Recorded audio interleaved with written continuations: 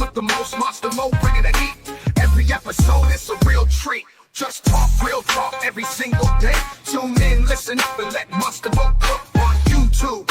He shines so bright, real talk, real vibes all day. Hey yo, what's poppin', y'all? It's your boy Monster Mo. This that Just Talk, Real Talk. The place for real thoughts and real talk, you dig? So we got Jaja, a.k.a. Schmeagle. Let's be real here. We got Jaja speaking about Jim Jones, how she met him, her relationship with Jim Jones' relationship with other members of Byrd Gang, Max B, Stack Bundles. She also speaks about how Jim Jones wasn't paying that money. So let's get right into this, man. We got Jaja on the Wack 100 show, The Exposers, you heard? We got an individual on here. She contact loose. And I guess all the stuff been going on with Jim Jones. And she seems to know some things. I haven't even talked to her about what she knows because I wanted to be like everybody else. I wanted to be able to ask questions as she went on. I haven't dissected what she knows. But it's some things that she wanted to reveal about Jim Jones. I haven't had any dealings with her. My first time building with her. So we're going to let her introduce herself, where she come from, and they're going to see what's going on with what she want to talk about. You got the floor. This popping everybody. It's your girl Jaja, aka Splash Card, aka GTV in the building. Thanks for having me on your show. Wack, what's good? All right, what's up? Jim Jones, what's y'all relationship? How did y'all meet? We don't really got no relationship. I met him through Cam. A lot of people be saying I'm Jim Artist. I was Jim Artist. I'm not Jim Artist. I got to get that straight from the jump. I was never really Jim Artist. What happened was I got introduced to Jim. Well, I got introduced to Cam first. I was Dipset first lady first. A guy named Big Joe introduced me to Cam. Cam put me on the record. Well, I did the record Get From Around Me. See what I'm saying? Cam jumped on it. We was in Joel's studio. He was like, that shit hard. Save me a verse. I'm gonna put that on the Diplomatic Community 2 album. Long story short, he did that. Joe called me and was like, yo, Cam, I want you to get in the photo shoot. Come down to the studio. I did the photo shoot. They put me on the bus. We went on tour. You know what I'm saying? The rest was kind of history from that. How Jim came in. Jim was there too, but how he got in the equation as far as like me kind of being his artist. When we was on the Purple Haze tour, he came up to me. He was like, yo, Ja, I need a record like you did for Camden to Get From Around Me album. The Get From Around Me record. So I hit my producer, Cannon. He was in Virginia on tour. I hit him up. I'm like, yo, Jim said you need a record like we did for Cam. That Cam hopped on the Get From Around Me record. Did the record in 15 minutes in the hotel in VA. Took it back to New York and got off tour. Laid it down. I wrote the verse, wrote the hook, gave it to Jim. He loved the record. He was like, he gonna get T.I. on the record. Niggas went to Miami and left me in New York at my Aunt Girl house for like Memorial weekend, right? So I get a call from Jim. Like first, Jim didn't really want to like deal with me on like as his artist or whatever, because I guess he was like doing his own shit. Jim was trying to push Max. He had his own people, like, you know what I'm saying? Like I was with Dipset. He was like, I don't really want, you dope, you fire, but I don't really want to jump behind you like that because I'm afraid Cam and Joe gonna take you from me as an artist. So I was kind of confused because I thought the niggas was all together. I didn't know it was no separation. Long story short, Jim called me on the phone. I'm at my girl house. He's like, yo, I just got Puff on the record. I know I said I couldn't fuck with you, but it is what it is because Puff asking for you. See what I'm saying? And that's kind of how it kind of took a turn from like me being his artist because he just started working with me more. And then, you know, the whole division thing came. So it's kind of like I was stuck in the middle of that shit. But I wasn't initially first Jim Artist. Like I thought they was like partners at Dipset. And he had his own plans on starting his own thing. That's kind of how I got wrapped up in all that shit. Okay, so I guess from that. Yeah, she was down with like Dipset in general, like overall, she was like the first lady and all that. I remember that. I remember her being on that Cameron track. Get from round me. Get from round me. She be like, did you hear me? She got another song with Jim Jones. I get it poppin' shorty. I get it poppin' shorty. That's my joint. But I don't know what happened to Jaja, because she was like a sex symbol in the Dipset. Now she over here looking like Lord of the Rings. But let's keep it going. We don't know what people been through. But listen, Schmeagle, let's be real here. You start dealing with Jim a little more. Right, because like at that time, like, you know, he started going on tour.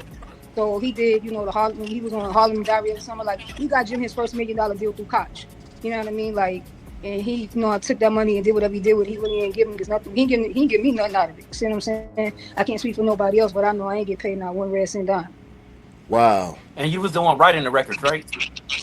Yeah, like so I wrote like maybe 4 or 5 records on like that Harlem Diary of a Summer. Stack Bundles wrote Jim's biggest record, Ballin'. That he like takes all this credit for, but it's really like that Stacks record. You see what I'm saying? Like collectively, like me, Max, and Stacks, we was like pretty much the sound for that whole situation. Like we had the streets on fire for Jim. He just ain't do right. That's crazy. Yeah, because I know Max B was doing a hooks for Jim Jones. Yeah, Back then. Max wrote like see me. My thing was when I first got with them niggas, when I first got around, like I wasn't in no street stuff. Like I was in college. You know what I'm saying? And the dude Big Joe was like, I need you to come up here. You know what I mean? Like I'm gonna pay for you to go to school up here, which ended up being a lie. Like he pretty much finessed me into moving from Tallahassee, coming to New York or whatever. When I was like, yo, bro, this is how much it's gonna cost me to go to school. He was like, nah, I can't really afford that. But by that time, it's too late. I already done dropped out of school. So now my back against the wall. It's like, shit, you gonna sink or swim. You gonna go back home and be a failure. Wow. You gonna try to make this shit work in your best interest. I ain't wanna go back home and be. So hold on. Jaja did like 10 years. I don't know what her crime was, her charges or whatever she got convicted of, but she did like 10 years in prison, right? Could all this stuff with her dropping out of school and the whole Byrd gang Dipset thing and them telling her they gonna hold her down and all that, never holding her down, never giving her no bread, could they be the downfall of her life, or be the reason why she went through certain things? Y'all comment down below and tell me what y'all think, man. Failure, so I just tried, you know what I'm saying, make it work. But pretty much Max, he had the streets because they was like street dudes. Me, I'm a hit maker. Like you want to get a record in the club, you want a club on the you want a record on the radio, you come to me. And then Stacks came in, was just like the icing on the cake. You was just like the dream team for this nigga. So you was never actually signed to Jim Jones? I was never signed to nobody. Nah. Got you.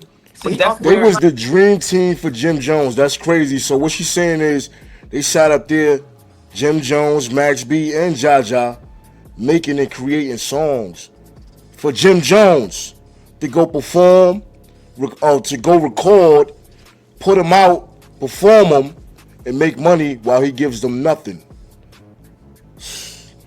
Do y'all think they should appreciate the opportunity? Because I'm pretty sure they was going from here, there, Miami, California, going all around, getting a few, garments, getting fly. Probably ain't had no money for no car, but I'm pretty sure they had a couple thousands in their pocket. You feel me? Now, because you ain't do the right thing, or you ain't take advantage of your opportunity and your fame, now you mad at Jim? But that's how the industry works. Huh? He offered you and Max B the same contract. Is that right? Yeah, he offered me my contract first. The contract he offered was 10 years, some Jones Family Productions. They had nothing to do with no Byrd or no Dipset. Cam name was nowhere on the contract. No money. He owned my name, my likeness. He would, if I would have signed it, he would have owned all that. You see what I'm saying? Like He really put something like that in front of you? Yeah, like he sent it to my attorney. So my attorney called. I was excited, just to get a contract until I read what it was. So my attorney called. She like, Jim sent the paperwork over. She was like, come down. So I'm excited. I'm on the subway. Like, yeah, we about to make this shit happen. I get there. She don't got no smile on her face. I'm like, why you looking like that? She was like, well, I'm gonna just let you read some of this and you just tell me what you take from it, and we can go from there. And when I was looking through it, I'm like, this don't look good. This say he owned my name, my likeness. Wow. No money. If I said, where the money at? She's like, it ain't no money. I said, who's Jones Family Productions? She like, that's the company. I'm like, nah, come on, Jim. You see what I'm saying? Wow. It's like I had to put like 4 years of my life like into this, and for that was just crazy. So I'm pretty sure you called him on it, right? Yeah, I called him. Like he had tried to take me to like Mr. Child, and he was just like, do you think I looked at my first contract when I signed it, when Cam gave it to me? And I was like, no. And he was like, do you think, Joel's looked at his first contract when Cam gave it to him? And I'm like, probably not. And he was like, okay, so what's the difference with you? I said, man, you grew up with them niggas. I don't know you like that. Like this business, like you got to get the business right, Jim. I'm trying to work with you. So Jaja was thinking smart, and that was definitely a good comeback. You mentioned Cam, you mentioned Joel Santana. You know these dudes from Harlem. I'm from the South, Tallahassee. I don't know you, Jim Jones. I can't do shit with this, bro. You think I'm some musical sing-along hoe?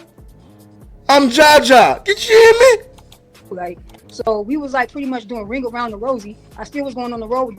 I gave him an opportunity to get it right. But after Stacks got murdered, I couldn't fuck with that nigga no more after that. What did that have to do with your business with Jim? So we was all on tour. You see what I'm saying? Like Stacks was the last person to come around the group. At first it was Max, it was me. Then Stacks came along, and pretty much that third album that he did, we was on tour. First Stacks wasn't really even finna go on the tour. None of us was. Like I came on the tour later because it was like no money involved. Like, and I told Yandy, I was like, yo, bro, I'm not coming on this tour. It cost my hair $1,500 alone to get done. I can't just be on the road broke like this. I can't do this with Jim no more. So all of us really wasn't fucking with him because he wasn't paying us.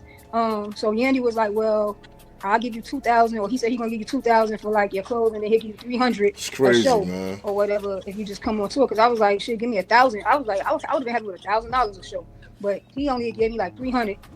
Stacks came, he bought Bino and Mega with him.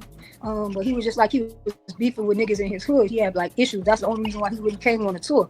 So he was telling me, you know what I'm saying, Jim had owed him money. Like he asked, like, cause you know he got huh? No, I'm talking to Luke. Go ahead.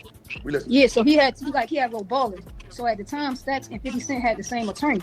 So I guess 50 was like, it was a couple of people trying to like sign Stacks, but he was trying to take Jim along with him, like, you know, I incorporate him because we genuinely all had love for Jim.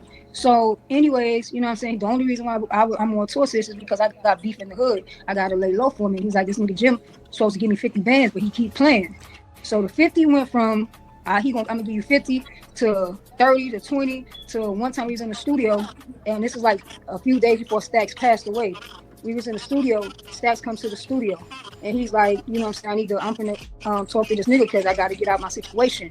And pretty much I guess Jim gave him the runaround again, saying he was gonna give him the money, but he never did. Next thing you know, I get a phone call like 5 o'clock in the morning, you know what I'm saying that they pretty much got Stacks or whatever.